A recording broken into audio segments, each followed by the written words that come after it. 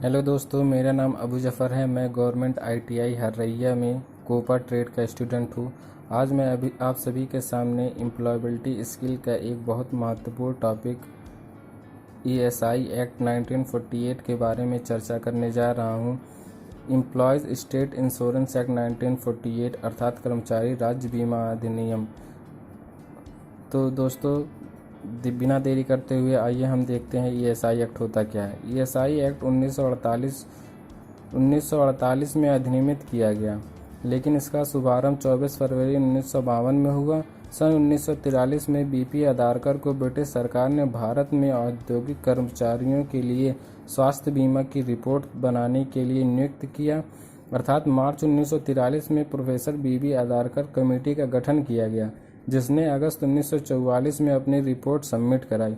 बाद में भारत के आज़ाद होते ही इसी रिपोर्ट के आधार पर कर्मचारी राज्य बीमा अर्थात ईएसआई एक्ट 1948 को संसद में अधिनियमित किया गया।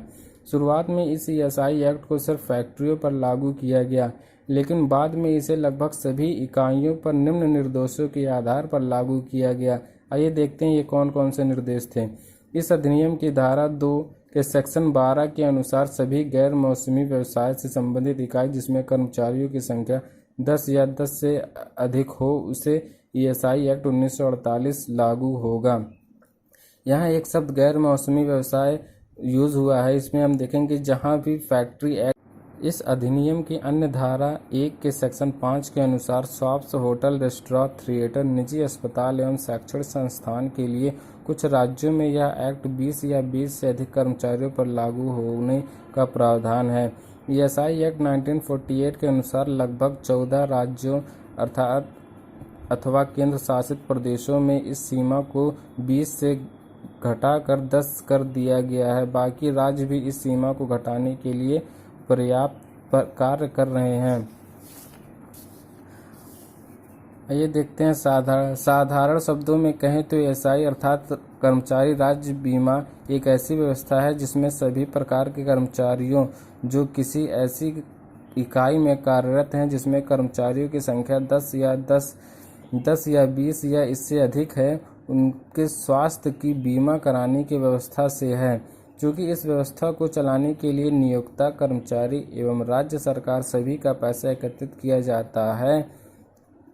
कर्मचारी राज्य बीमा भारत सरकार के श्रम एवं रोजगार मंत्रालय के अधीनस्थ है। हाल ही में इस स्कीम के अंतर्गत नियोक्ता और कर्मचारी के अंशदान हेतु एक नया रूल बनाया गया है। इस नए रूल के अनुसार वे सभी एरिया जहां यह स्कीम पहली बार लागू होगी, इस स्थिति में नियोक्ता और कर्मचारी का योगदान 2 वर्षों के लिए निम्नलिखित होगा, अर्थात नियोक्ता का अंशदान 3%, कर्मचारी का अंशदान 1%।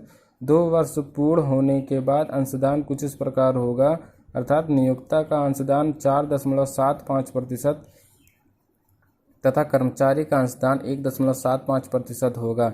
इस स्कीम के तहत 21,000 या 21,000 से कम वेतन पाने वाले लोगों का पंजीकरण अनिवार्य है।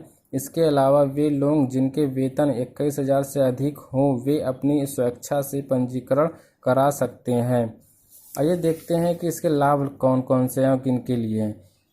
इस स्कीम के तहत पंजीकृत व्यक्ति अपना और उस पर निर्भर व्यक्तियों, जैसे उसकी शादी हो गई हो तो उसकी पत्नी, बच्चे, माता पिता का चिकित्सा उपचार कराने का हकदार है।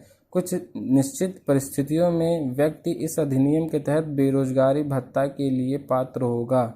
महिला कर्मचारी मातृत्व लाभ अर्थात मैटरनिटी बेनिफिट्स, जैसे प्रसव अवस्था या समय से पूर्व शिशु का जन्म हो जाना, लाभ लेने के लिए पात्र होंगे। यदि कार्य करते समय किसी कर्मचारी की मृत्यु हो जाती है तो उसके परिवार वालों को पेंशन मिलने का प्रावधान है।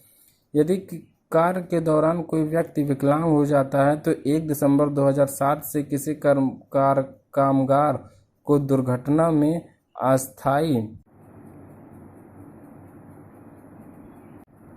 अस्थायी रूप से चोट लग जाने पर, चाहे वह अंशदान दिया हो या ना दिया हो, वह जितने दिन कार्य के अयोग्य रहेगा उतने दिन